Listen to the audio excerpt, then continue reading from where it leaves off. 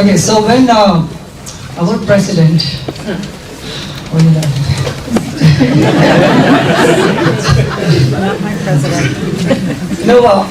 It's highly offensive when Mr. Trump keeps on saying radical Islamic terrorism. Right.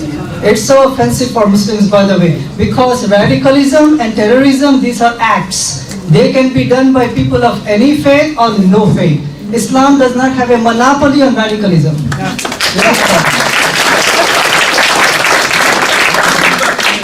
Number two, really important, that me as a Muslim, I want to condemn any person, any Muslim who is doing act of radicalism. When they asked us Muslims, how come you're not condemning enough? We would say in reply that Muslims have become professional condemners. Yes. Right? We have been condemning for like many decades, by the way. We are professional. If you want to come, you can. Good, yes. As an American, I would like to condemn any act done by American which is terrorism.